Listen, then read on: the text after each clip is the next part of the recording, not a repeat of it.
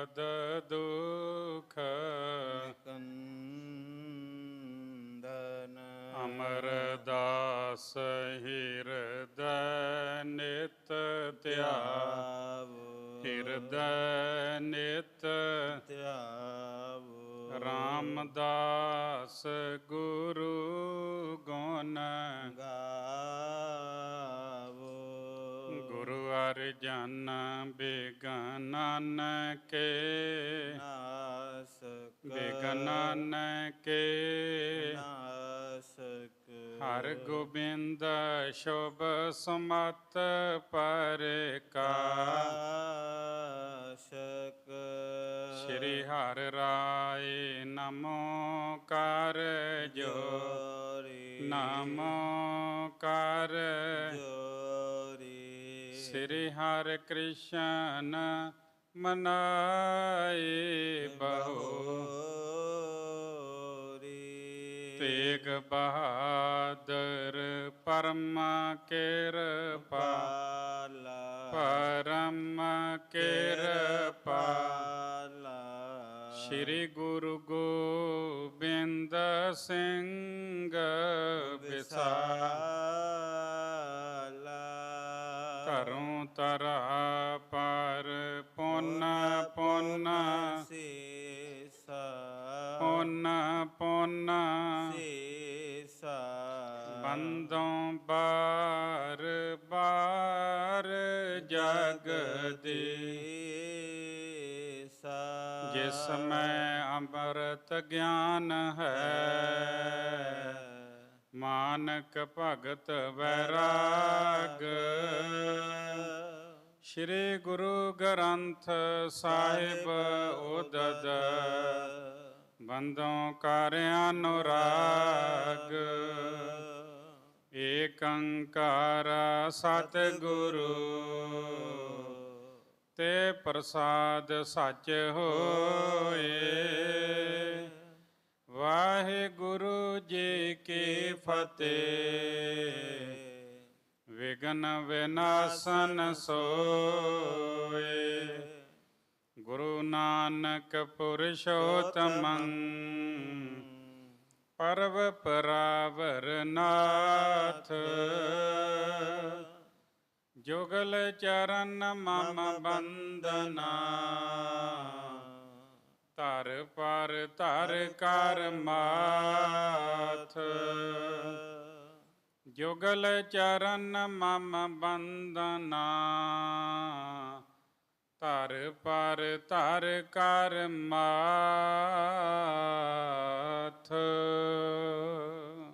ਸਤਿਨਾਮ ਵਾਹਿਗੁਰੂ ਜੀ।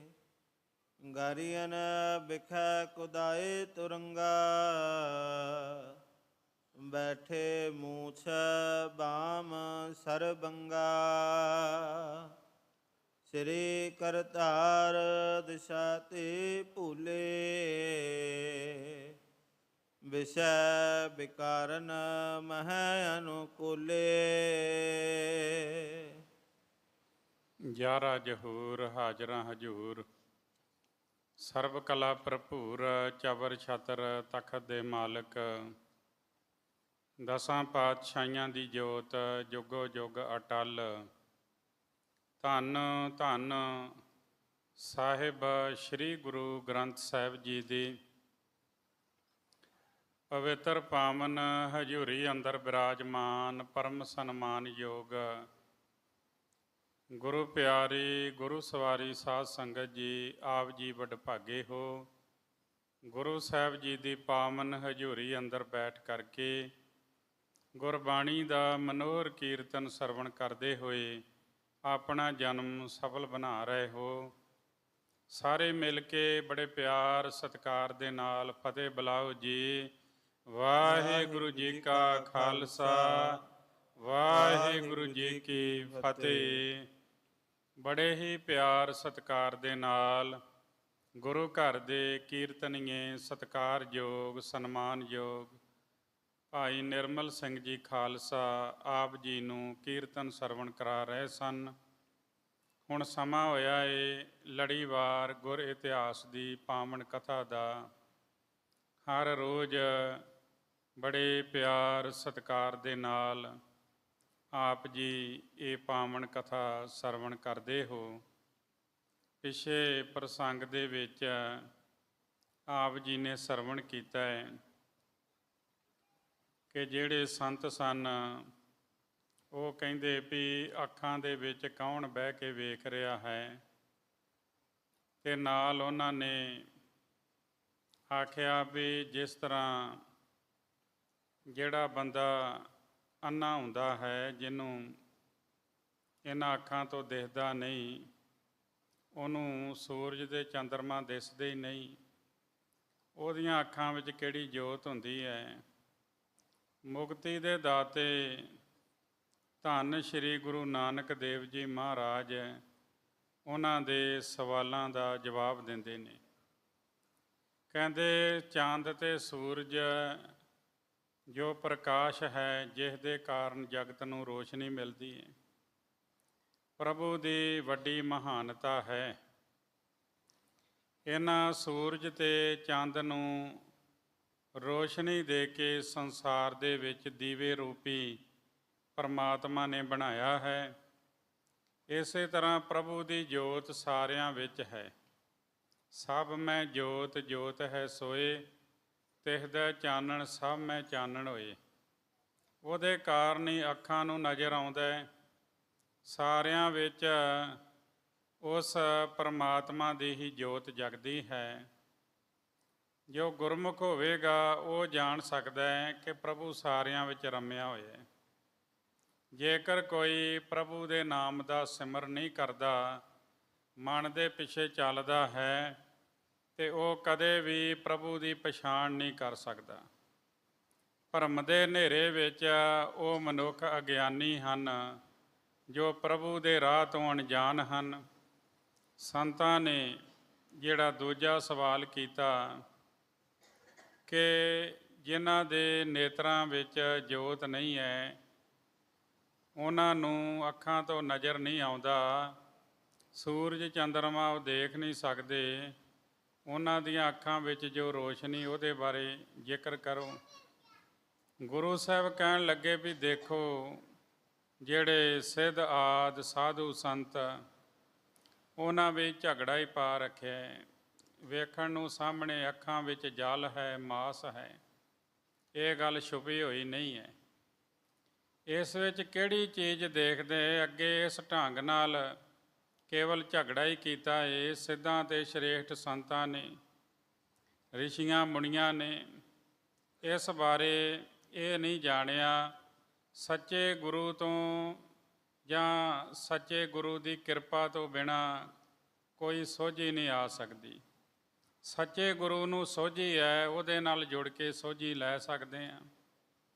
ਇਸ ਤਰ੍ਹਾਂ ਗੁਰੂ ਸਾਹਿਬ ਕਹਿਣ ਲੱਗੇ ਵੀ ਅੰਦਰ ਜੋ ਚੀਜ਼ ਦਿਖਾਈ ਦਿੰਦੀ ਹੈ, ਹਿਰਦੇ ਅੰਦਰ ਉਸ ਪ੍ਰਭੂ ਦੀ ਜੋਤ ਜਗਦੀ ਹੈ, ਉਹਦਾ ਕਰਕੇ ਹੀ ਅੰਦਰ ਸੋਝੀ ਹੁੰਦੀ ਹੈ।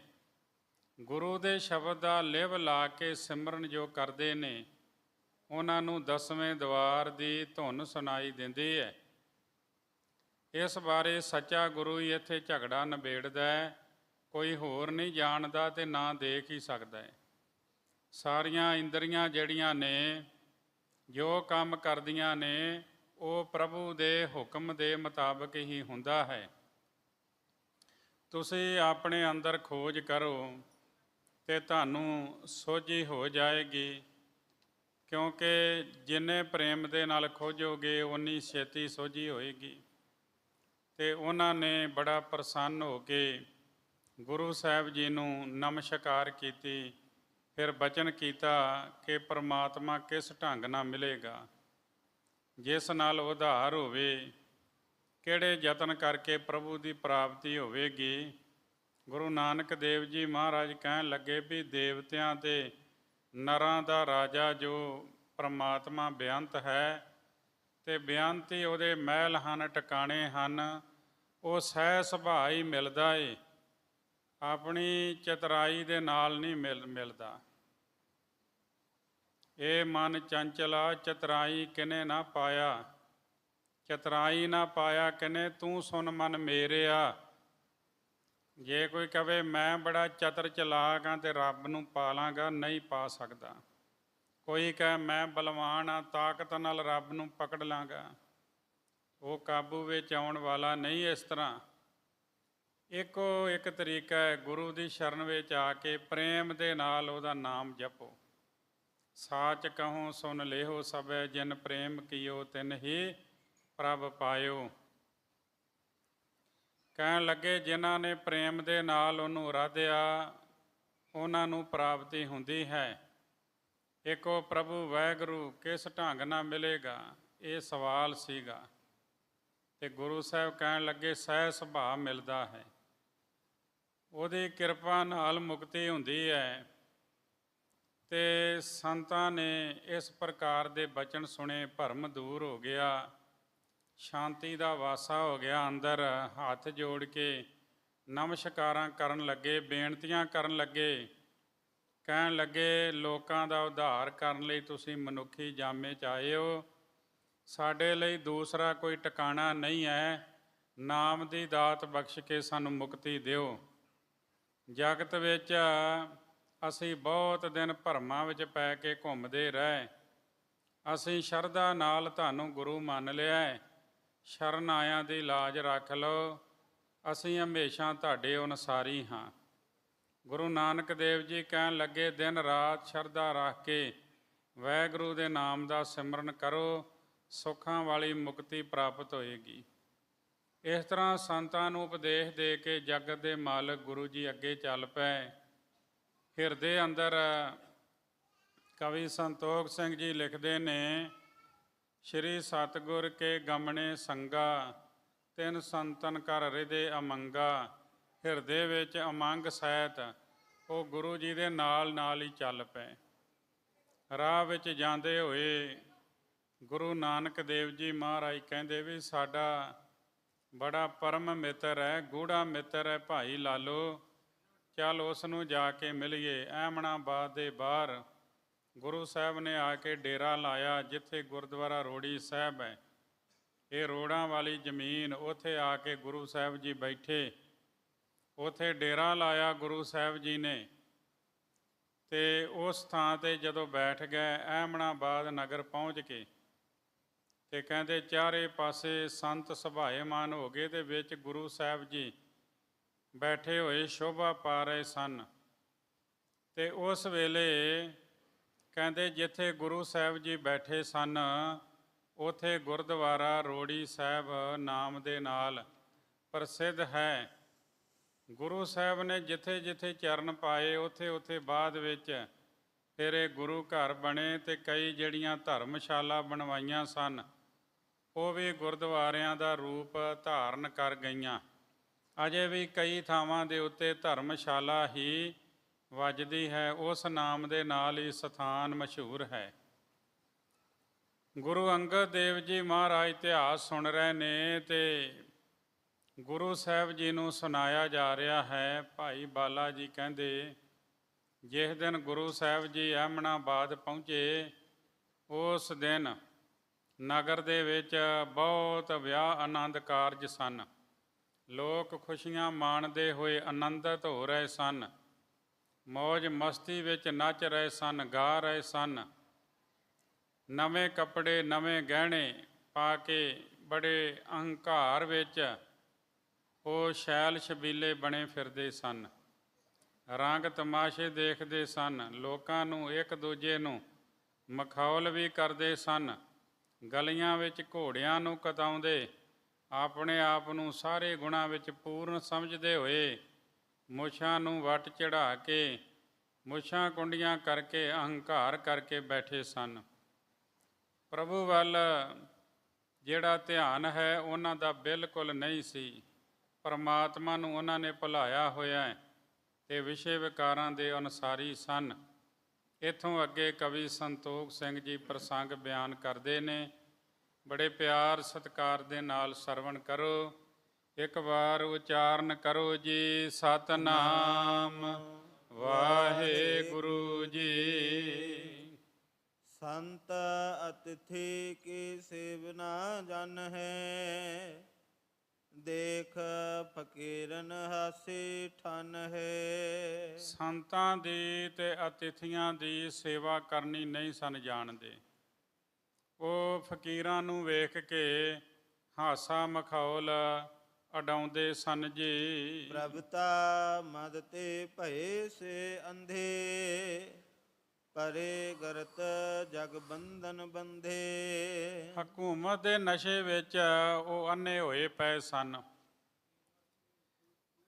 ਪ੍ਰਭਤਾ ਮਦ ਤੇ ਭਏ ਸੇ ਅੰਧੇ। ਪ੍ਰਭਤਾ ਵੀ ਇੱਕ ਨਸ਼ਾ ਹੈ। ਪ੍ਰਭਤਾ ਮਦ, ਮਦ ਕਹਿੰਦੇ ਸ਼ਰਾਬ ਨੂੰ, ਨਸ਼ੇ ਨੂੰ। ਪ੍ਰਭਤਾ ਮਦ, ਪ੍ਰਭਤਾ ਦੇ ਹਕੂਮਤ ਦੇ ਨਸ਼ੇ ਵਿੱਚ। ਗੁਰੂ ਸਾਹਿਬ ਦੀ ਬਾਣੀ ਵਿੱਚ ਜ਼ਿਕਰ ਕੀਤਾ ਹੈ ਕਿ ਬੰਦਾ 3 ਪ੍ਰਕਾਰ ਦੇ ਨਸ਼ੇ ਆਪਣੇ ਅੰਦਰ ਹੀ ਕਰੀ ਜਾ ਰਿਹਾ, ਉਹਨੂੰ ਪਤਾ ਹੀ ਨਹੀਂ ਹੈ। ਦੂਜੇ ਵੱਲ ਉਂਗਲੀ ਕਰਦਾ ਹੈ। ਕੋਈ ਨਸ਼ਾ ਕਰਕੇ ਲੜ ਖੜਾ ਰਿਹਾ ਹੋਵੇ ਤੇ ਉਂਗਲੀ ਕਰਕੇ ਉਹਦੇ ਵੱਲ ਅੰਗੂਠੇ ਨਾਲ ਦੀ ਉਂਗਲੀ ਕਰਦਾ, ਇੱਦਾਂ ਕਹਿੰਦਾ ਉਹ ਜਿਹੜਾ ਬੰਦਾ ਨਾ ਵੇਖ ਸ਼ਰਾਬ ਪੀ ਕੇ ਡਿੱਗਦਾ ਫਿਰਦਾ ਈ। ਤੇ ਜਦੋਂ ਇੱਦਾਂ ਕਰਦਾ ਤੇ 3 ਉਹਦੇ ਵੱਲ ਹੋ ਜਾਂਦੀਆਂ। ਕਹਿੰਦੇ ਪਹਿਲਾਂ ਤੂੰ ਅੰਦਰ ਵੇਖ ਵੀ ਮਨ ਕਰਕੇ, ਕਰਮਾਂ ਕਰਕੇ, ਬਚਨਾ ਕਰਕੇ ਤੂੰ ਸ਼ੁੱਧ ਹੈਗਾ, ਫਿਰ ਕਿਸੇ ਵੱਲ ਉਂਗਲੀ ਕਰੀ। ਜੋ ਉਹ ਕਰ ਰਿਹਾ ਉਹਦੇ ਕਰਮ ਹੈ, ਉਹਨੇ ਫਲ ਭੋਗਣਾ। ਤੂੰ ਆਪਣੇ ਆਪ ਨੂੰ ਸੁਧਾਰ, ਤੂੰ ਸੁਧਰਿਆ ਹੋਇਆ। ਤੇ ਸਾਹਿਬ ਜੀ ਕਹਿੰਦੇ ਜੋਬਨ ਧਨ ਪ੍ਰਭਤਾ ਕੈ ਮਦ ਮੈਂ, ਐਨ ਸਰਹਿ ਦੀਵਾਨਾ। ਇੱਕ ਦੂਜੇ ਵੱਲ ਕੀਤੀ, 3 ਇਹਦੇ ਵੱਲ ਹੋ ਗਈਆਂ। ਪ੍ਰਭਤਾ ਕਹਿੰਦੇ ਨੇ ਕੁਰਸੀ ਦਾ ਨਸ਼ਾ, ਅਹੁਦੇ ਦਾ ਨਸ਼ਾ, ਤੇ ਜਵਾਨੀ ਦਾ ਨਸ਼ਾ ਦੂਜਾ। ਫਿਰ ਮਾਇਆ ਦਾ ਨਸ਼ਾ, ਧਨ, ਜੋਬਨ ਤੇ ਪ੍ਰਭਤਾ। ਇਹ 3 ਨਸ਼ੇ ਤੇ ਬੰਦੇ ਦੇ ਅੰਦਰ ਬੈਠੇ ਹੋਏ ਨੇ। ਤੇ ਕਹਿੰਦੇ ਦਿਨ ਰਾਤ ਇਹਨਾਂ ਨਸ਼ਿਆਂ ਵਿੱਚ ਮਸਤ ਰਹਿੰਦੇ। ਇਹ ਜਿਹੜੇ ਅਹਿਮਦਾਬਾਦ ਦੇ ਲੋਕ ਸਨ, ਇਹ ਵੀ ਹਕੂਮਤ ਦੇ ਨਸ਼ੇ ਵਿੱਚ ਅੰਨੇ ਹੋਏ ਪਏ ਸਨ। ਸੰਸਾਰ ਦੇ ਬੰਧਨਾਂ ਵਿੱਚ ਫਸੇ ਹੋਣ ਕਾਰਨ ਗਿਰਾਵਟ ਰੂਪੀ ਟੋਏ ਵਿੱਚ ਡਿੱਗੇ ਹੋਏ ਸਨ ਜੀ। ਦੇਖਹਿ ਦੁਖੀ ਦਇਆ ਨਹਿ ਕਰਹਿ, ਮਹਾ ਮੰਦ ਮਤ ਪਰਤਿਆ ਹਰਿ। ਜੇ ਕਿਸੇ ਨੂੰ ਦੁਖੀ ਵੇਖਦੇ ਤੇ ਉਹਦੇ ਉੱਤੇ ਦਇਆ ਨਹੀਂ ਸਨ ਕਰਦੇ। ਜੇ ਕੋਈ ਕਵੇ ਕਿ ਮੈਂ ਧਰਮੀ ਬਣਨਾ ਵਾਂ, ਤੇ ਪਹਿਲਾਂ ਉਹਨੂੰ ਜੀਵਨ ਵਿੱਚ ਦਇਆ ਲਿਆਉਣੀ ਪਏਗੀ। ਕਿਉਂਕਿ ਜਿਹੜਾ ਧਰਮ ਹੈ ਇਹ ਦਇਆ ਦਾ ਪੁੱਤਰ ਹੈ। ਜੇ ਦਇਆ ਨਹੀਂ ਹੈ ਤੇ ਫਿਰ ਧਰਮ ਵੀ ਨਹੀਂ ਹੋਏਗਾ। ਸਤ, ਸੰਤੋਖ, ਦਇਆ, ਧਰਮ, ਧੀਰਜ ਇਹ ਸ਼ੁਭ ਗੁਣ ਹਨ ਜਿਨ੍ਹਾਂ ਨੂੰ ਅੰਦਰ ਵਸਾਉਣਾ ਹੈ ਬੰਦੇ ਨੇ। ਕਾਮ, ਕ੍ਰੋਧ, ਲੋਭ, ਮੋਹ, ਅਹੰਕਾਰ ਦੇ ਉੱਤੇ ਕਾਬੂ ਪਾਉਣਾ ਹੈ। ਪਰ ਇਹ ਜਿਹੜੇ ਲੋਕ ਇਹ ਦੁਖੀ ਵੇਖ ਕੇ ਤੇ ਜੀ ਦੇ ਉੱਤੇ ਦਇਆ ਨਹੀਂ ਸਨ ਕਰਦੇ। ਜਲੀਲ ਭੈੜੀ ਅਕਲ ਵਾਲੇ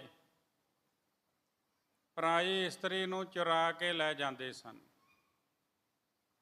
ਭਾਵ ਲੋਕਾਂ ਦੀਆਂ ਧੀਆਂ ਭੈਣਾਂ ਉੱਤੇ ਮੰਦੀ ਨਜ਼ਰ ਰੱਖਦੇ ਸਨ ਜੀ। ਪੀਅਤ ਸ਼ਰਾਬ ਘੂਮਤੇ ਫਿਰਹਿ, ਸ਼ਾਸਨ ਦੇਹ ਗਰੀਬਨ ਧਰਹਿ। ਤੇ ਸ਼ਰਾਬ ਪੀ ਕੇ ਨਸ਼ਾ ਕਰਕੇ ਘੁੰਮਦੇ ਫਿਰਦੇ ਸਨ।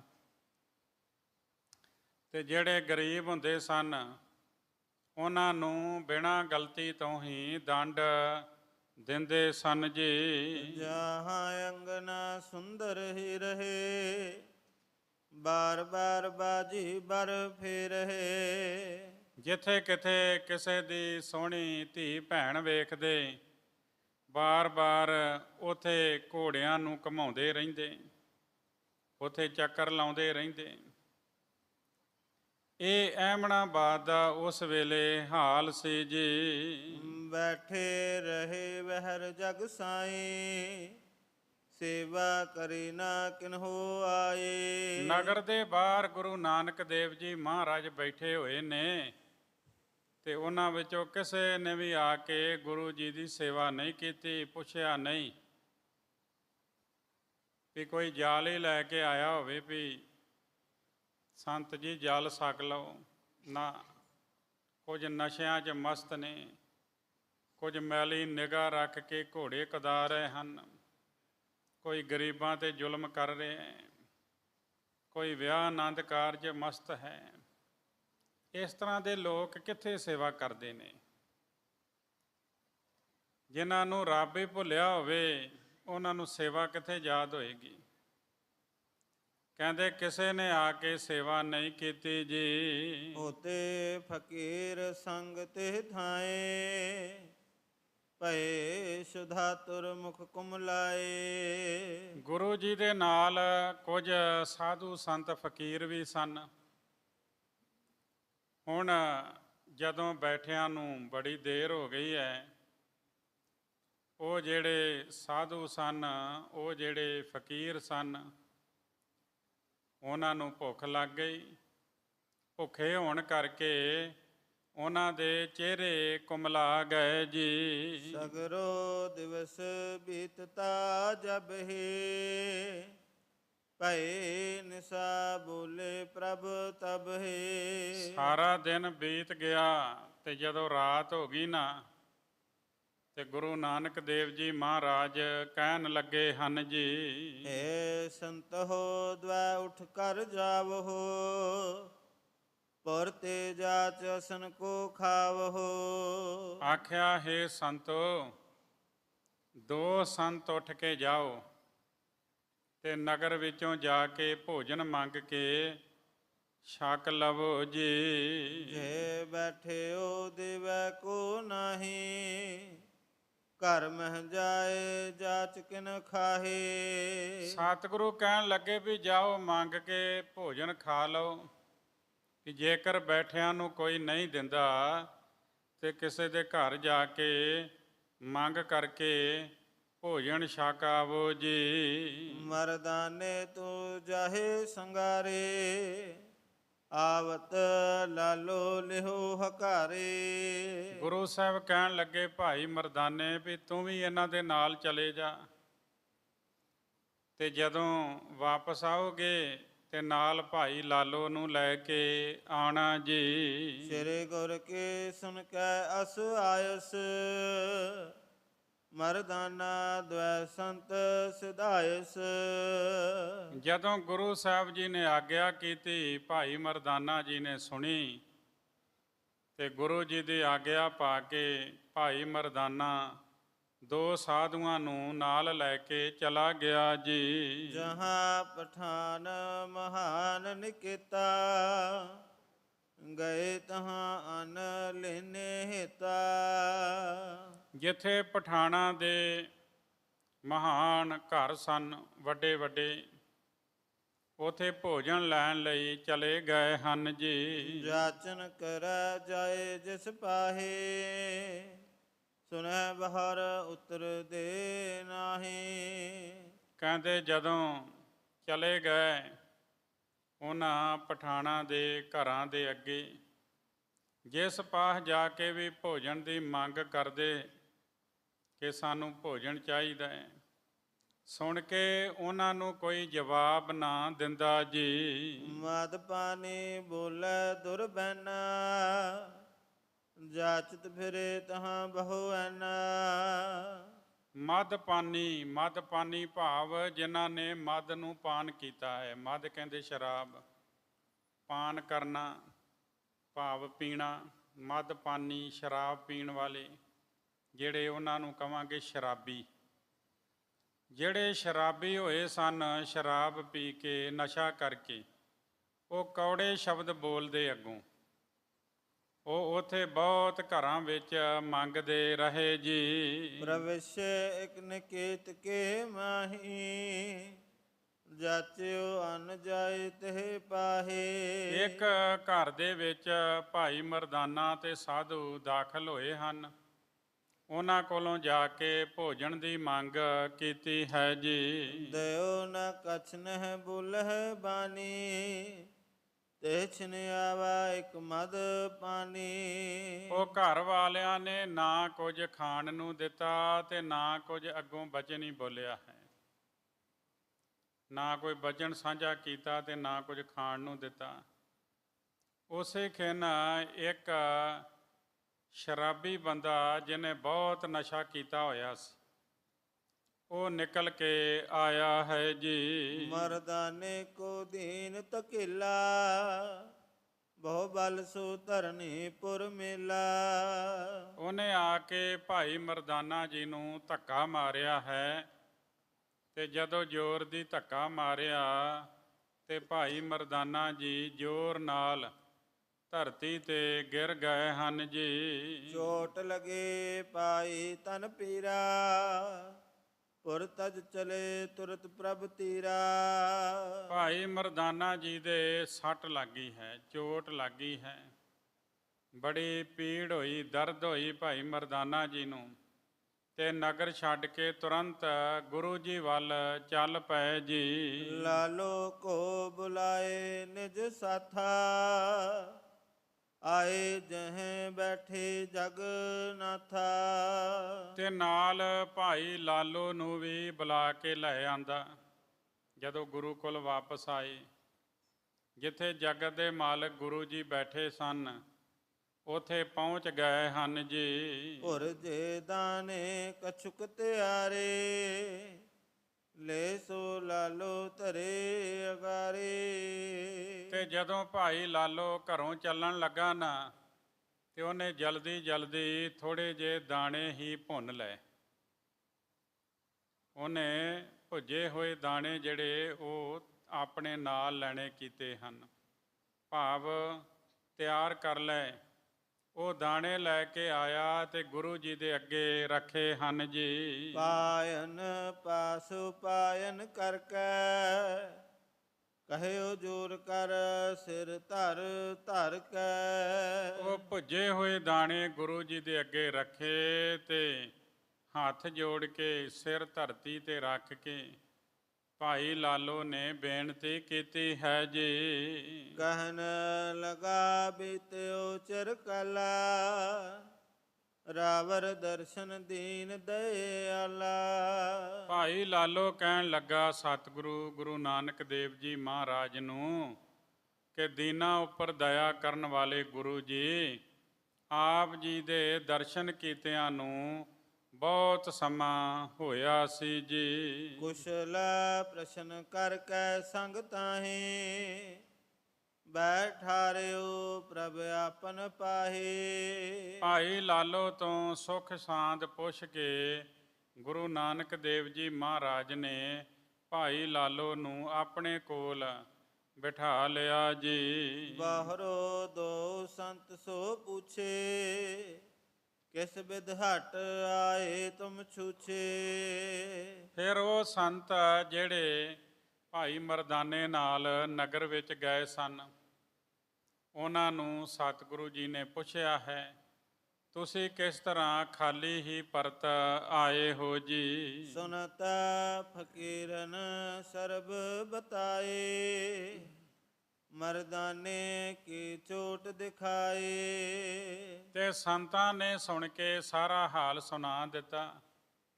ਭਾਈ ਮਰਦਾਨੇ ਦੇ ਲੱਗੀ ਹੋਈ ਚੋਟ, ਲੱਗੀ ਹੋਈ ਸੱਟ ਵੀ ਦਿਖਾ ਦਿੱਤੀ ਜੀ। ਪਾਮਰ ਪੁਰਖ ਰਹਿ ਪੁਰ ਮਾਹੀ, ਹਰ ਸੰਤਨ ਜਹ ਆਦਰ ਨਾਹੀ। ਪਾਮਰ ਕਹਿੰਦੇ ਨੇ ਨੀਚ ਨੂੰ। ਪਾਮਰ ਪੁਰਖ ਰਹਿ ਪੁਰ ਮਾਹੀ। ਸਤਿਗੁਰੂ ਜੀ, ਇਸ ਨਗਰ ਵਿੱਚ ਨੀਚ ਲੋਕ ਰਹਿੰਦੇ ਹਨ। ਹਰ ਸੰਤਨ ਜੈ ਆਦਰ ਨਾਹੀ। ਹਰੀ ਦੇ ਸੰਤਾਂ ਦਾ ਜਿੱਥੇ ਕੋਈ ਸਨਮਾਨ ਨਹੀਂ ਹੈ ਜੀ। ਸੇਵਾ ਕਰਨੀ ਰਹੇ ਸੋ ਰੀਤੇ, ਸੁਖ ਦੇ ਦੁਖ ਕੀ ਬਿਤ ਵਿਪਰੀਤੇ। ਗੁਰਬਾਣੀ ਵਿੱਚ ਤੇ ਇਸ ਤਰ੍ਹਾਂ ਆਖਿਆ ਹੈ, ਜਾਂ ਘਰ ਸਾਧ ਨਾ ਸੇਵੀਐ, ਹਰ ਕੀ ਸੇਵਾ ਨਾਹੇ, ਤੇ ਘਰ ਮਰਹਟ ਸਾਰਖੇ, ਭੂਤ ਬਸੈ ਤਿਨ ਮਾਏ। ਉੱਥੇ ਤਾਂ ਨੀਚ ਸ਼ਬਦ ਵਰਤਿਆ, ਗੁਰਬਾਣੀ ਵਿੱਚ ਭੂਤ ਨੇ ਵੀ ਕਿਹਾ ਹੈ। ਕਹਿੰਦੇ ਇੱਥੇ ਸੰਤਾਂ ਦਾ ਕੋਈ ਸਨਮਾਨ ਨਹੀਂ ਹੈ। ਸੰਤਾਂ ਦੀ ਸੇਵਾ ਕਰਨੀ ਹਮੇਸ਼ਾ ਸ਼੍ਰੇਸ਼ਟ ਰਿਵਾਜ ਰਿਹਾ ਹੈ ਸ਼ੁਰੂ ਤੋਂ। ਰੱਬ ਦਾ ਨਾਮ ਲੈਣ ਵਾਲਿਆਂ ਦੀ, ਸਾਧੂ ਸੰਤਾਂ ਦੀ ਲੋਕ ਸੇਵਾ ਕਰਦੇ ਰਹੇ ਨੇ।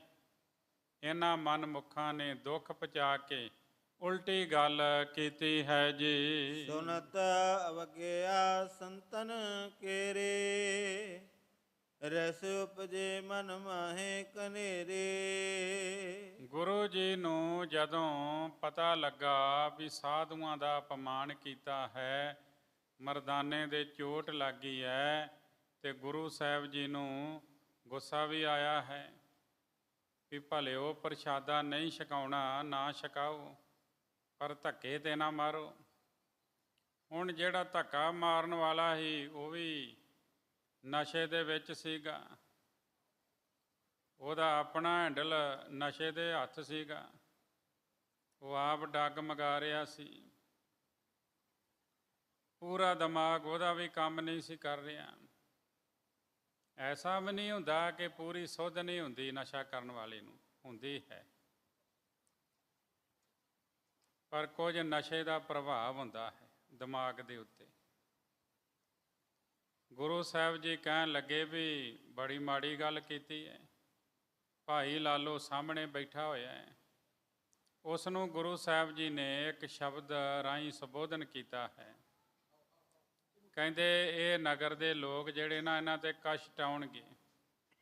ਤਲੰਗ ਮਹੱਲਾ ਪਹਿਲਾ। 7 ਵਾਰੀ ਗੁਰੂ ਸਾਹਿਬ ਨੇ ਇਸ ਸ਼ਬਦ ਦੇ ਵਿੱਚ ਭਾਈ ਲਾਲੋ ਦਾ ਨਾਮ ਲਿਆ ਹੈ।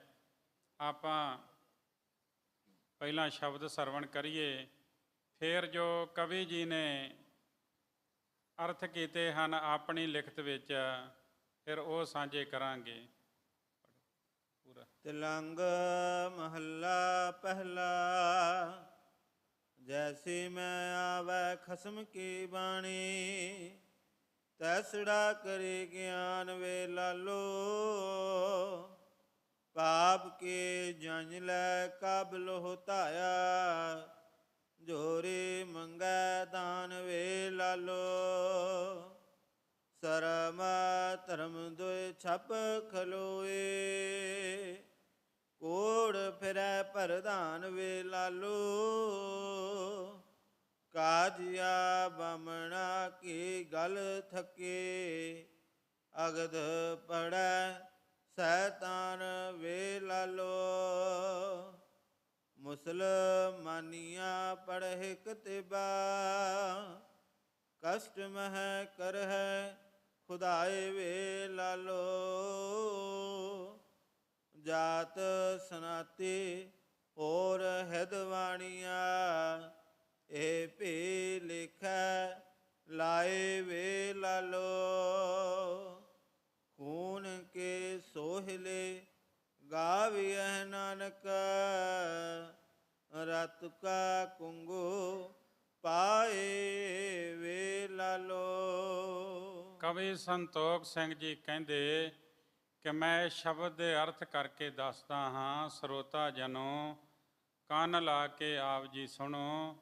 ਲਾਲੋ ਨੂੰ ਗੁਰੂ ਜੀ ਨੇ ਜੋ ਬਚਨ ਕੀਤਾ ਕਿ ਤੂੰ ਚਿੱਤ ਵਿੱਚ ਇਸ ਤਰ੍ਹਾਂ ਸਮਝ ਲੈ, ਵਿਚਾਰ ਲਓ ਜੀ। ਸ਼ਰਾਪ ਦੇਤ ਰੋਸ ਮਨ ਕੀਨੋ, ਸਾਹਿਬ ਕੇ ਆਇਸ ਹੀ ਚੀਨੋ। ਕਵੀ ਜੀ ਨੇ ਸ਼ਰਾਬ ਸ਼ਬਦ ਵਰਤਿਆ। ਗੁਰੂ ਜੀ ਨਾ ਕਿਸੇ ਨੂੰ ਸ਼ਰਾਬ ਦਿੰਦੇ ਸਨ, ਤੇ ਨਾ ਹੀ ਗੁਰੂ ਸਾਹਿਬ ਜੀ ਦਾ ਐਸਾ ਲਹਿਜਾ ਸੀ, ਐਸੀ ਸੋਚ ਸੀਗੀ। ਉਹ ਤਾਂ ਜੋ ਹੋਣਾ ਹੈ ਉਹਦੇ ਬਾਰੇ ਦੱਸ ਰਹੇ ਹਨ ਆਪਣੇ ਮਿੱਤਰ ਨੂੰ, ਭਾਈ ਲਾਲੋ ਨੂੰ। ਗੁਰੂ ਸਾਹਿਬ ਜੀ ਕਹਿੰਦੇ ਵੀ ਜੋ ਪ੍ਰਮਾਤਮਾ ਦਾ ਹੁਕਮ ਹੈ ਉਹ ਮੈਂ ਆਪ ਜੀ ਦੇ ਨਾਲ ਸਾਂਝਾ ਕਰ ਰਿਹਾ ਹਾਂ। ਤੇ ਜੇ ਹੁਣ ਪਰਮਾਤਮਾ ਦਾ ਹੁਕਮ ਹੀ ਸਾਂਝਾ ਕਰ ਰਹੇ ਨੇ ਤੇ ਫਿਰ ਸ਼ਰਾਬ ਵਾਲੀ ਗੱਲ ਕਿੱਦਾਂ ਹੋ ਗਈ? ਇੱਥੇ ਸਹਿ ਸੁਭਾਅ ਭਾਈ ਲਾਲੋ ਨੂੰ ਸਮੇਂ ਦੇ ਹਾਲਾਤ ਤੋਂ ਜਾਣੂ ਕਰਵਾਉਂਦੇ ਹਨ ਜੀ। ਜੋ ਵਾਹਿਗੁਰੂ ਕਰਤ ਰਜਾਏ, ਤੈਸੇ ਹੀ ਮੈਂ ਕਹਿਤ ਬਨਾਏ। ਫਿਰ ਕਵੀ ਜੀ ਨੇ ਸਪਸ਼ਟ ਕਰ ਹੀ ਦਿੱਤਾ ਵੀ ਗੁਰੂ ਸਾਹਿਬ ਕਹਿਣ ਲੱਗੇ ਵੀ ਵਾਹਿਗੁਰੂ ਦੀ ਜਿਵੇਂ ਆਗਿਆ ਹੋਈ ਹੈ ਉਸ ਅਨੁਸਾਰ ਹੀ ਮੈਂ ਧੁਰੋਂ ਉਤਰੇ ਹੋਏ ਨੂੰ ਆਪਣੇ ਸ਼ਬਦਾਂ ਵਿੱਚ ਕਹਿ ਰਿਹਾ ਹਾਂ ਜੀ। ਲੋਕਨ ਇਹਾ ਪਾਪ ਜੋ ਕੀਨੰ, ਸੋ ਕਾਬਲ ਮੈਂ ਤਨ ਧਰ ਲੀਨੰ। ਜਿੱਥੇ ਜਿਹੜੇ ਲੋਕਾਂ ਨੇ ਪਾਪ ਕੀਤੇ ਹਨ, ਬੜੇ ਪਾਪ ਕਰਦੇ ਸਨ ਉਹ ਲੋਕ, ਉਹਨਾਂ ਪਾਪਾਂ ਨੇ ਕਾਬਲ ਵਿੱਚ ਮੁਗਲ ਦਾ ਸਰੀਰ ਧਾਰਨ ਕਰ ਲਿਆ ਹੈ ਜੀ। ਆਗ ਕੋ ਫਲ ਦੁਖ ਦੇ ਕਨੇਰਾ, ਬਿਨ ਦੀਨੇ ਨ ਹੋਏ ਨਿਬੇਰਾ। ਤੇ ਫਿਰ ਆਖਿਆ ਪਾਪੀ ਲੋਕਾਂ ਨੂੰ ਇਹਨਾਂ ਦੇ ਬਦਲੇ ਜੋ ਇਹਨਾਂ ਪਾਪ ਕੀਤੇ ਹਨ ਦੁੱਖ ਕਸ਼ਟ ਦੇਵੇਗਾ। ਭਾਵ ਬਾਬਰ ਵੱਲ ਇਸ਼ਾਰਾ ਕੀਤਾ ਹੈ, ਮੁਗਲ ਵੱਲ।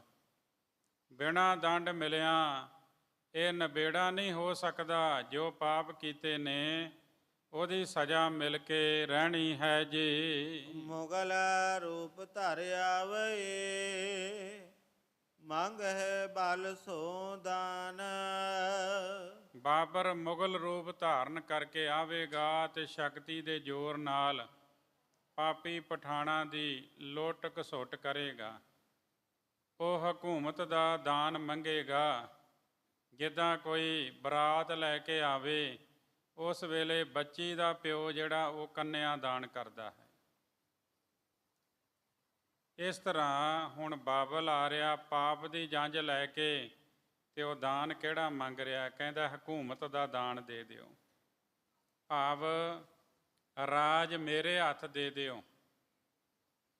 ਪਾਪ ਕੀ ਜੰਝ ਲੈ ਕਾਬਲੋਂ ਧਾਇਆ, ਜੋਰੀ ਮੰਗੈ ਦਾਨ ਵੇ ਲਾਲੋ। ਉਹ ਇਹ ਦਾਨ ਮੰਗਦਾ ਹੈ ਜੀ। ਸਰਮ ਧਰਮ ਕਲ ਕਾਲ ਮਹਿ, ਭਏ ਸਰਬ ਕੀ ਹਾਨ। ਕਹਿੰਦੇ ਸ਼ਰਮ ਧਰਮ ਦੋਏ ਛਾਪ ਖਲੋਏ, ਕੂੜ ਫਿਰੈ ਪ੍ਰਧਾਨ ਵੇ ਲਾਲੋ। ਹੁਣ ਕਲਯੁਗ ਵਿੱਚ ਧਰਮ ਤੇ ਸ਼ਰਮ ਸਭ ਨਸ਼ਟ ਹੋ ਜਾਣਗੇ ਜੀ। ਮੰਤਰੇ ਫਿਰ ਹੈ ਕੂਰ ਅਬ ਹੋਏ, ਪੁਨ ਕਾਜੇ ਦਜ ਬਰ ਹੈ ਜੋਏ। ਮੰਤਰੀ ਅਮੀਰ ਸਰਦਾਰ ਭੱਜੇ ਫਿਰਨਗੇ। ਹੁਣ ਝੂਠ ਹੀ ਝੂਠ ਫੈਲ ਜਾਏਗਾ, ਪ੍ਰਧਾਨ ਹੋਵੇਗਾ ਝੂਠ। ਜਿੱਧਰ ਕਿੱਧਰ ਝੂਠ ਹੀ ਝੂਠ ਹੋਵੇਗਾ ਜੀ। ਤਿਨ ਕੋ ਕਹਿਓ ਨ ਮੰਨੈ ਕੋਏ, ਕਰਹਿ ਨਿਕਾਹ ਸਤਾਨੀ ਸੋਏ। ਕਾਜੀਆਂ ਬਾਹਮਣਾ ਕੀ ਗੱਲ ਥੱਕੀ, ਅਗਦ ਪੜੇ ਸ਼ੈਤਾਨ ਵੇ ਲਾਲੋ। ਉਹ ਵਾਲੀ ਗੱਲ ਕਵੀ ਸੰਤੋਖ ਸਿੰਘ ਜੀ ਕਰਦੇ ਨੇ ਕਿ ਕਾਜੀ ਤੇ ਬ੍ਰਾਹਮਣ ਜਿਹੜੇ ਹੋਣਗੇ ਨਾ ਉਹਨਾਂ ਦੀ ਕੋਈ ਪੁੱਛ ਪ੍ਰਤੀਤ ਨਹੀਂ ਕਰੇਗਾ, ਸ਼ੈਤਾਨ ਹੀ ਨਿਕਾਹ ਕਰਾਵੇਗਾ ਜੀ। ਅੰਗਨਾ ਸੁੰਦਰ ਦੇਖ ਲੁਭਾਏ, ਬਲ ਸੋ ਭੋਗਹਿ ਲਹਿ ਮੰਗਾਏ। ਇਸ ਤਰ੍ਹਾਂ ਖੂਬਸੂਰਤ ਇਸਤਰੀਆਂ ਦੀ ਦੁਰਦਸ਼ਾ ਹੋਵੇਗੀ। ਉਹ ਜ਼ੋਰ ਜ਼ਬਰ ਧੱਕਾ ਕਰਨਗੇ ਜੀ। ਬੜੇ ਕਤਿਬਾਂ ਮੁਸਲਮਾਨੀ, ਕਹਿ ਖੁਦਾਏ ਸਰਬ ਮਹਿ ਜਾਨੀ। ਮੁਸਲਮਾਨੀਆਂ ਪੜ੍ਹੇ ਕਤੇਬਾਂ, ਕਸ਼ਟ ਮੈਂ ਕਰੇ ਖੁਦਾਏ ਵੇ ਲਾਲੋ। ਮੁਸਲਮਾਨੀਆਂ ਉਹ ਇਸਲਾਮਕ ਔਰਤਾਂ ਧਾਰਮਿਕ ਗ੍ਰੰਥ ਕੁਰਾਨ ਆਦਿ ਪੜ੍ਹਨਗੀਆਂ। ਉਸ ਵੇਲੇ ਖੁਦਾ ਨੂੰ ਯਾਦ ਕਰਨਗੀਆਂ। ਪਰ ਜਿਹੜੇ ਜ਼ਾਲਮ ਹਨ ਉਹ ਗਰੀਬ ਕੀ, ਅਮੀਰ ਕੀ, ਹਿੰਦੂ ਧਰਮ ਦੀ ਕੀ, ਇਸਲਾਮ ਧਰਮ ਦੀ ਕੀ, ਸਾਰੀਆਂ ਇਸਤਰੀਆਂ ਦੇ ਉੱਤੇ ਹੀ ਜ਼ੁਲਮ ਕਰਨਗੇ ਜੀ। ਦੇਤ ਗਰੀਬਨ ਕੋ ਦੁਖ ਭਾਰੇ, ਤੇ ਕੋ ਫਲ ਹੋਏ ਕਸ਼ਟ ਅਪਾਰੇ। ਗਰੀਬਾਂ ਨੂੰ ਬਹੁਤ ਭਾਰੀ ਦੁੱਖ ਦੇਣਗੇ ਹਾਕਮ ਲੋਕ। ਨਤੀਜੇ ਵਜੋਂ ਉਹਨਾਂ ਨੂੰ ਬਹੁਤ ਦੁੱਖ ਕਲੇਸ਼ ਝੱਲਣੇ ਪੈਣਗੇ ਜੀ। ਜਬ ਹੈ ਪਾ ਮਾਰ ਪਰ ਹੈ ਤਿਨ ਤਾਏ, ਏ ਖੁਦਾਏ ਕਿਆ ਕਰੈ ਅਲਾਏ। ਜਿਸ ਵੇਲੇ ਉਹਨਾਂ ਨੂੰ ਭਾਵ ਇਹ ਪਾਪ ਕਰਨ ਵਾਲਿਆਂ ਨੂੰ ਦੁੱਖਾਂ ਦੀ ਮਾਰ ਪਏਗੀ, ਉਸ ਵੇਲੇ ਫਿਰ ਕਹਿਣਗੇ ਹੇ ਖੁਦਾ ਕੀ ਕਰੀਏ, ਕਿਸ ਤਰ੍ਹਾਂ ਬਚੀਏ, ਜਾਂ ਕਹਿਣਗੇ ਸਾਨੂੰ ਬਚਾ ਲਓ, ਮਾਫ ਕਰ ਦਿਓ। ਇੱਦਾਂ ਦੀਆਂ ਪੁਕਾਰਾਂ ਕਰਨਗੇ ਜੀ। ਨੀਚ ਜਾਤ ਪੁਨ ਹਿੰਦੁਣੀ, ਗਹਿ ਮੰਗਵਾ ਵਹਿ ਸੋਏ। ਜਾਤ ਸਨਾਤੀ ਹੋਰ ਇੰਦਵਾਣੀਆਂ, ਇਹ ਵੀ ਲੇਖੇ ਲਾਏ ਵੇ ਲਾਲੋ। ਉਹ ਨੀਵੀਂ ਤੇ ਉੱਚੀ ਜਾਤ ਦੀਆਂ ਹਿੰਦੂ ਧਰਮ ਦੀਆਂ ਜਿਹੜੀਆਂ ਇਸਤਰੀਆਂ ਹੋਣਗੀਆਂ, ਉਹਨਾਂ ਸਾਰਿਆਂ ਦੀ ਬੇਪਤੀ ਮੁਗਲ ਕਰਨਗੇ ਜੀ। ਗਾਏ ਖੂਨ ਕੇ ਸੋਹਿਲੇ, ਰਤ ਕਾ ਕੁੰਗੂ ਹੋਏ। ਖੂਨ ਕੇ ਸੋਹਿਲੇ ਗਾਵੀਏ ਨਾਨਕ, ਰਤ ਕਾ ਕੁੰਗੂ ਪਾਏ ਵੇ ਲਾਲੋ। ਕਹਿੰਦੇ ਫਿਰ ਖੂਨ ਦੇ ਸੋਹਲੇ ਗੀਤ ਗਾਏ ਜਾਣਗੇ, ਜਬਰ ਜ਼ੋਰ ਜ਼ੁਲਮ ਦੇ, ਤੇ ਖੂਨ ਦਾ ਹੀ ਕੇਸਰ ਛਿੜਕਿਆ ਜਾਏਗਾ। ਕੁੰਗੂ ਕਹਿੰਦੇ ਨੇ ਕੇਸਰ ਨੂੰ, ਰਾਤ ਕਾ ਕੁੰਗੂ ਪਾਏ ਵੇ ਲਾਲੋ।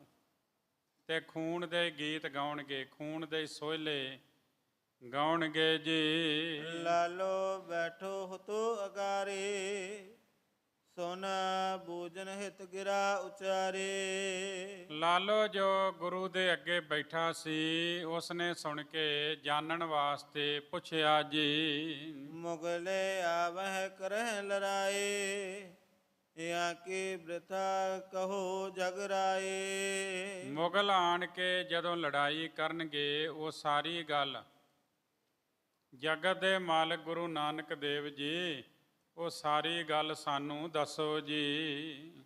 ਕਬ ਲੋ ਰਾਜ ਕਰੈ ਜਗ ਮਾਹੀ, ਪੁਨ ਧਰਨੀ ਤੇ ਸੋ ਕਬ ਨਾਹੀ। ਕਦੋਂ ਤੱਕ ਇਹ ਮੁਗਲ ਰਾਜ ਕਰਨਗੇ, ਫਿਰ ਇਸ ਧਰਤੀ ਤੇ ਕਦੋਂ ਵਾਪਸ ਜਾਣਗੇ।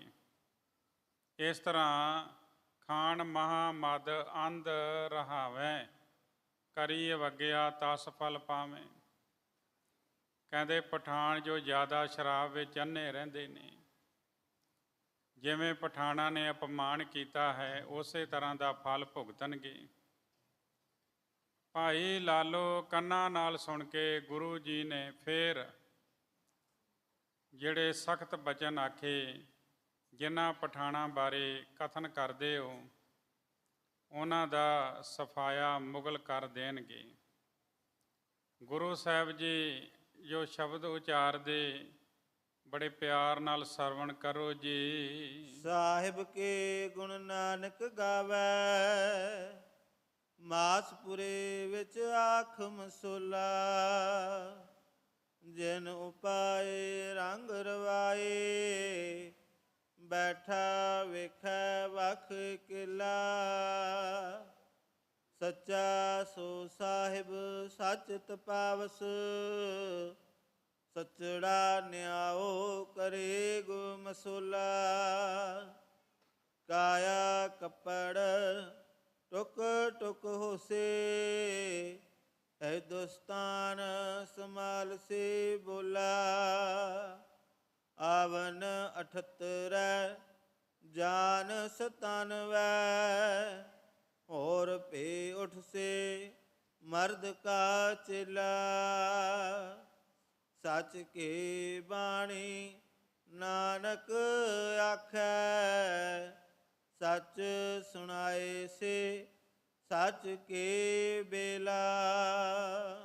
ਇਸ ਤਰ੍ਹਾਂ ਗੁਰੂ ਨਾਨਕ ਦੇਵ ਜੀ ਮਹਾਰਾਜ ਨੇ ਇਹ ਸ਼ਬਦ ਉਚਾਰਨ ਕੀਤਾ। ਪੂਰਨ ਪੁਰਖ ਗੁਰੂ ਨਾਨਕ ਦੇਵ ਜੀ ਪ੍ਰਭੂ ਦੇ ਗੁਣ ਗਾਉਂਦੇ ਹਨ।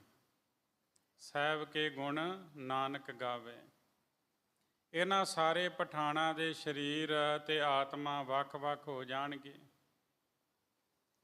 ਭਾਵ ਇਹਨਾਂ ਦੀ ਮੌਤ ਹੋ ਜਾਏਗੀ, ਆਤਮਾ ਉਡਾਰੀ ਮਾਰ ਜਾਏਗੀ। ਇਹ ਮਾਸਪੁਰੀ, ਇਹ ਜਿਹੜੀ ਜਗ੍ਹਾ ਹੈ ਐਮਨਾਬਾਦ ਦੀ, ਇੱਥੇ ਮਾਸ ਹੀ ਮਾਸ ਹੋ ਜਾਵੇਗਾ। ਇਸ ਤਰ੍ਹਾਂ ਪ੍ਰਭੂ ਧਰਮ ਦੀ ਗੱਲ ਪੂਰੀ ਕਰ ਵਿਖਾਏਗਾ। ਜਿਸ ਵਾਹਿਗੁਰੂ ਨੇ ਜਗਤ ਪੈਦਾ ਕੀਤਾ ਹੈ, ਪ੍ਰਕਾਸ਼ ਕਰਕੇ ਅਨੇਕਾਂ ਤਰ੍ਹਾਂ ਦੀ ਖੇਲ ਲੀਲਾ ਪ੍ਰਗਟ ਕਰਕੇ ਉਸ ਪ੍ਰਮਾਤਮਾ ਨੇ ਵਿਖਾਏ ਨੇ। ਤੇ ਸਹਿਬ ਤੇ ਹੋਏ ਪ੍ਰਤਕੂਲੇ, ਵਿਸ਼ਿਆਨ ਮੈਂ ਫਸ ਸਭ ਸੁਧ ਭੂਲੇ। ਇਹ ਐਮਨਾਬਾਦ ਦੇ ਜਿਹੜੇ ਲੋਕ ਨੇ ਉਸ ਪਰਮਾਤਮਾ ਤੋਂ ਉਲਟ ਚੱਲ ਪਏ ਹਨ, ਉਹਦੇ ਖਿਲਾਫ ਚੱਲੇ ਹਨ। ਵਿਸ਼ੇ ਵਿਕਾਰਾਂ ਵਿੱਚ ਫਸ ਕੇ ਇਹਨਾਂ ਨੇ ਹੋਸ਼ ਹੀ ਭੁਲਾ ਦਿੱਤੀ ਹੈ। ਪਿਖੇ ਸੋ ਨਿਆਰੋ ਹੋਏ ਤਮਾਸ਼ੋ, ਸੱਚਾ ਸਹਿਬ ਨਿਆਉ ਸੱਚਾ ਸੋ। ਉਹ ਪਰਮਾਤਮਾ ਵੀ ਸੱਚਾ ਹੈ ਤੇ ਉਹਦਾ ਨਿਆਂ ਵੀ ਸੱਚਾ ਹੈ। ਸੱਚਾ ਸੋ ਸਾਹਿਬ ਸਾਚਤ ਪਾਵਸ, ਸਚੜਾ ਨਿਆਉ ਕਰੇਗ ਮਸੋਲਾ। ਉਹ ਕਦੇ ਗਲਤ ਫੈਸਲਾ ਨਹੀਂ ਕਰਦਾ, ਉਹ ਹਮੇਸ਼ਾ ਨਿਆਂ ਕਰਦਾ ਹੈ। ਉਹਦਾ ਫੈਸਲਾ ਵੀ ਸੱਚਾ ਹੈ, ਉਹ ਆਪ ਵੀ ਸੱਚਾ ਹੈ। ਇਸ ਤਰ੍ਹਾਂ ਹਰ ਕੰਮ ਧਰਮ ਅਨੁਸਾਰ ਪ੍ਰਭੂ ਕਰ ਰਿਹਾ ਹੈ। ਤੇ ਮੁਗਲਾਂ ਕਾਇਆ ਰੂਪੀ ਕੱਪੜਾ ਟੁਕੜੇ ਟੁਕੜੇ ਹੋ ਜਾਏਗਾ ਮੁਗਲਾਂ ਦੇ ਕਾਰਨ। ਕਾਇਆ ਕੱਪੜ ਟੁਕ ਟੁਕ ਹੋਸੀ, ਹਿੰਦੁਸਤਾਨ ਸੰਭਾਲਸੀ ਬੋਲਾ। ਫਿਰ ਇਹ ਲੋਕ ਸਾਡੇ ਬਚਨ ਯਾਦ ਕਰਨਗੇ। ਆਵਨ 78 ਜਾਨ 97, ਹੋਰ ਵੀ ਉੱਠ ਸੀ ਮਰਦ ਕਾ ਚੇਲਾ। ਕਹਿੰਦੇ ਕਿ ਉਸ ਵੇਲੇ 1578 ਵਿੱਚ ਇਹ ਬਾਬਰ ਆਇਆ। ਉਸ ਤੋਂ ਬਾਅਦ ਉਹਦਾ ਪੁੱਤਰ ਹਮਾਂਜੂ ਉਹ ਬੈਠਾ ਰਾਜ ਗੱਦੀ ਤੇ ਫਿਰ 1540 ਸੰਮਤ ਦੇ ਵਿੱਚ ਉਹਨੂੰ ਸ਼ੇਰ ਸ਼ਾਹ ਸ਼ੂਰੀ ਨੇ ਹਰਾਇਆ ਸੀਗਾ। ਇੱਥੇ ਕਵੀ ਜੀ ਨੇ ਗੱਲ ਕੀਤੀ ਹੈ ਕਿ 1797 ਵਿੱਚ ਰਾਜ ਦਾ ਸਫਾਇਆ ਹੋਵੇਗਾ, ਇਹਨਾਂ ਦੇ ਰਾਜ ਦਾ। ਪਰ ਸ਼ੇਰ ਸ਼ਾਹ ਸ਼ੂਰੀ ਨੇ ਥੋੜ੍ਹੇ ਸਾਲਾਂ ਬਾਅਦ ਹੀ ਹਰਾ ਦਿੱਤਾ ਸੀਗਾ। ਇੱਥੇ ਕਵੀ ਜੀ 1797 ਤੱਕ ਜੋੜ ਰਹੇ ਨੇ। ਜਦੋਂ 1984 ਸੀ, ਉਦੋਂ ਵੀ ਇਹ ਸ਼ਬਦ ਬੜਾ ਲੋਕ ਪੜ੍ਹ ਪੜ੍ਹ ਕੇ ਦੱਸ ਰਹੇ ਸਨ, ਆਵਨ 78 ਜਾਨ 97। ਪਰ ਉਹ ਉਦੋਂ ਦੀ ਗੱਲ ਹੈ, ਕੁਝ ਸਾਲਾਂ ਦੇ ਵਿੱਚ ਹੀ ਇਹ ਸਾਰਾ ਕੁਝ ਹੋ ਗਿਆ ਸੀ। ਕਹਿਣ ਲੱਗੇ ਕਿ ਇਸ ਤਰ੍ਹਾਂ ਹੌਲੀ ਹੌਲੀ ਗੁਰੂ ਸਾਹਿਬ ਜੀ ਕਹਿੰਦੇ ਕਿ ਜਿਹੜੇ ਮੁਗਲ ਆਉਣਗੇ ਫਿਰ ਉਹਨਾਂ ਦਾ ਰਾਜ ਨਸ਼ਟ ਹੋ ਜਾਏਗਾ। ਪਰ ਜਿਹੜੇ ਐਮਨਾਬਾਦ ਦੇ ਲੋਕ ਹਨ, ਇਹਨਾਂ ਨੂੰ ਕਸ਼ਟ ਝੱਲਣੇ ਪੈਣਗੇ। ਗੁਰੂ ਨਾਨਕ ਦੇਵ ਜੀ ਮਹਾਰਾਜ ਦੀ ਬਾਣੀ ਸੱਚੋ ਸੱਚ ਕਥਨ ਕਰਦੀ ਹੈ, ਸੱਚ ਸੁਣਾਏ ਸੀ ਸੱਚ ਕੀ ਬੇਲਾ। ਲੋਕ ਬਾਅਦ ਵਿੱਚ ਸਾਡੇ ਕਹੇ ਹੋਏ ਬਚਨਾਂ ਨੂੰ ਯਾਦ ਕਰਿਆ ਕਰਨਗੇ। ਸਾਰੇ ਪਠਾਣਾਂ ਦਾ ਹੁਣ ਅੰਤ ਹੋਵੇਗਾ। ਜੰਗ ਵਿੱਚ ਬੰਦੂਕ ਕਟਾਰ ਤਲਵਾਰਾਂ ਚੱਲਣਗੀਆਂ। ਨਗਰ ਐਮਨਾਬਾਦ ਲੁੱਟਿਆ ਜਾਵੇਗਾ। ਲੋਕਾਂ ਨੂੰ ਬਹੁਤ ਕਸ਼ਟ ਝੱਲਣਾ ਪਏਗਾ ਤੇ ਹੁਣ ਕੋਈ ਵੀ ਸਬੂਤ ਨਹੀਂ ਬਚ ਸਕੇਗਾ। ਇਸ ਤਰ੍ਹਾਂ ਗੁਰੂ ਨਾਨਕ ਦੇਵ ਜੀ ਮਹਾਰਾਜ ਭਾਈ ਲਾਲੋ ਨੂੰ ਦੱਸਦੇ ਹਨ ਜੀ। ਇਹ ਪ੍ਰਸੰਗ ਸਭ ਗੁਰੂ ਬਖਾਨਾ, ਸੁਨਤ ਹੁਤੋ ਇੱਕ ਦਿਜ ਮਤਵਾਨਾ। ਜਦੋਂ ਗੁਰੂ ਸਾਹਿਬ ਨੇ ਇਹ ਪ੍ਰਸੰਗ ਬਿਆਨ ਕੀਤਾ ਤੇ ਇੱਕ ਬੁੱਧੀਵਾਨ ਬ੍ਰਾਹਮਣ ਸੁਣ ਰਿਹਾ ਸੀ ਜੀ। ਲਖਿਓ ਕੇ ਸੰਤ ਸੰਪੂਰਨ ਕੋਏ, ਉਚਰਿਓ ਸ਼ਬਦ ਗਜਬ ਕਾ ਜੋਏ। ਉਹਨੇ ਗੁਰੂ ਜੀ ਨੂੰ ਪਹੁੰਚੇ ਹੋਏ ਸੰਤ ਜਾਣਿਆ ਜਿਨ੍ਹਾਂ ਇਹ ਗਜਬ ਦਾ ਸ਼ਬਦ ਉਚਾਰਨ ਕੀਤਾ ਹੈ, ਇਹ ਕੋਈ ਆਮ ਇਨਸਾਨ ਨਹੀਂ ਹੈ।